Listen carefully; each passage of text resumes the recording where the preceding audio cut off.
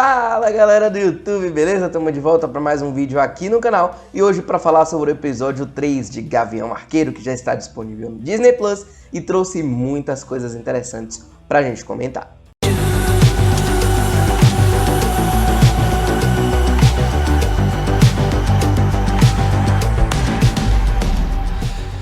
Após 2 episódios iniciais bem introdutórios, a série do Gavião Arqueiro chega no terceiro episódio já evoluindo mais a história e nos introduzindo a elementos que vão com certeza fazer mais sentido nos episódios finais. O nome do episódio é Ecos, claro, em referência à personagem Eco, a Maya Lopes, que apareceu no finalzinho do episódio 2 e aqui é o grande destaque. Toda a cena inicial do episódio é mostrando o passado da personagem, a origem, como ela é uma pessoa que possui uma deficiência física, como por exemplo ela não tem uma perna e ela também tem surdez, mas que isso não impede dela ser uma pessoa genial. Ela é muito inteligente, ela consegue aprender as coisas na escola, mesmo estando numa escola comum. Apenas vendo o movimento dos lábios, ela consegue entender o que as pessoas dizem, apenas captando a mensagem pelo movimento dos lábios, e ela desenvolve a habilidade de conseguir copiar o movimento das pessoas apenas observando, então ela consegue até nisso ser muito eficiente, mesmo não tendo uma perna, ela consegue lutar de igual para igual ou até superior aos adversários. E assim como a origem da personagem nos quadrinhos, aqui ela perde o pai,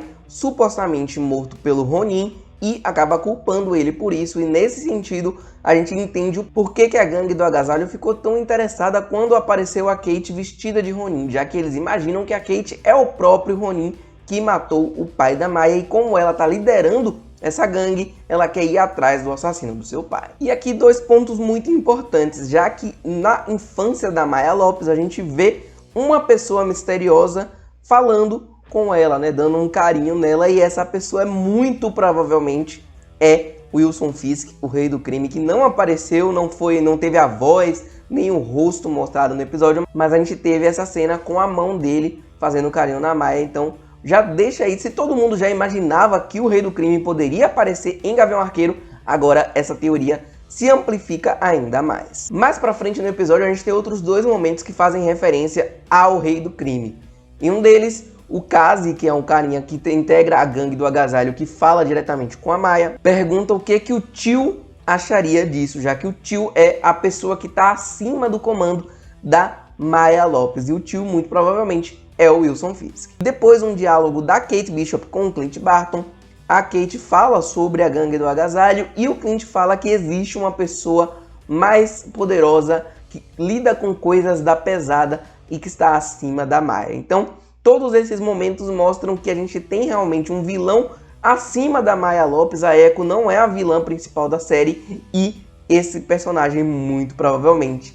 é o Rei do Crime. O episódio tem boas cenas de luta tanto dentro do galpão quanto fora, quando o Clint e a Kate escapam de carro e tem toda aquela sequência com as flechas que praticamente não tem cortes, que é muito bacana, mas eu tenho alguns problemas com o uso de tela verde, o CGI não tá tão bem finalizado assim, não é algo que atrapalha a experiência, mas que dá para notar que tem realmente ali um uso de tela verde bem forte nesse momento. E uma conexão que eu achei bem interessante, que pode ser um dos motivos de a Maya Lopes acabar trocando de lado, é justamente essa conexão dela com o Clint pela deficiência auditiva, já que o Clint está perdendo aos poucos a audição e ele precisa usar um aparelho, e a Maya até fala que ele está muito apegado à tecnologia, que ele pode se virar sem aquilo, e ele até faz uma piadinha no momento com o fato da Kate Bishop estar falando bastante. E esse episódio, ao contrário dos 2 primeiros, que foram muito mais focados na Kate e tinham o Clint mais como uma figura de coadjuvante, inverteu esses papéis. A gente tem aqui a Kate como a coadjuvante da história do Clint, e eu acho que essa dinâmica entre os 2 personagens está muito bacana. A gente vê que realmente a série está construindo um arco de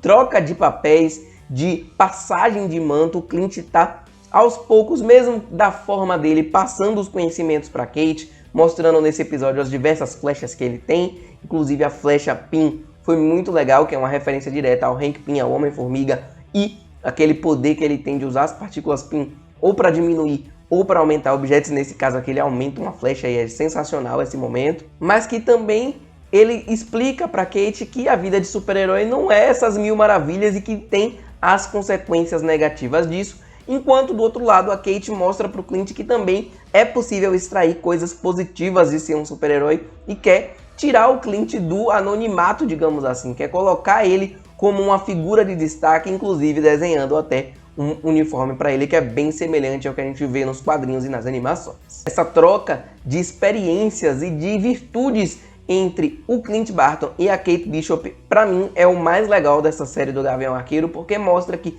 duas gerações diferentes podem conversar, a geração dos Vingadores originais e a geração dos Novos Vingadores, e eles têm tanto a ensinar quanto a aprender um com o outro, e eu acho que essa série é realmente sobre isso. Na parte final do episódio, a gente tem o Clint e a Kate na casa da mãe da Kate, e ela começa a acessar uns arquivos da empresa de segurança da mãe para descobrir um pouco mais sobre a gangue do agasalho. E nisso, em um determinado momento, o acesso dela acaba sendo revogado e o Clint percebe que tem alguma coisa estranha e ele vai investigar. E nesse momento ele é parado pelo Jack, que é o padrasto da Kate Bishop, que vai casar com a mãe dela, e ele tá justamente com a espada do Ronin que ele pegou no leilão no episódio 1. Então a gente vai ter esse primeiro embate do Jack com o Clint e vamos ver se nesse momento se vamos ter alguma revelação maior sobre vilania do Jack, se ele realmente vai ter o passado que ele tem com o Clint nos quadrinhos ou se aqui a gente vai ter uma história diferente. Episódio muito legal de Gavião Arqueiro até aqui, é o meu preferido dos três. Eu acho que ele conciliou bem as cenas de ação com as revelações, com a construção dos mistérios. Claro que alguns elementos acabaram sendo deixados de lado, como por exemplo o fato da Kate ter sido convocada para prestar depoimento na delegacia sobre a morte do Armand, que foi algo que aconteceu no episódio 2 e foi meio ignorado nesse episódio, mas deve ser novamente citado nos próximos episódios. E eu acho que toda essa questão também envolvendo a mãe da Kate Bishop, ela também não apareceu nesse episódio. Ela tá uma personagem muito misteriosa, eu acredito que pode ter algo mais a respeito dela também. Sobre o Rei do Crime, eu acho que se o Rei do Crime não aparecer de fato na série, vai ser tão frustrante ou mais do que tudo o que aconteceu com o Mephisto em WandaVision, ou com o próprio fato do Ralph não ser o Mercúrio. Claro que a parte do Mephisto foi muito mais de insinuação do que pistas reais, e aqui a gente tem a aparição da mão do Rei do Crime, todas as citações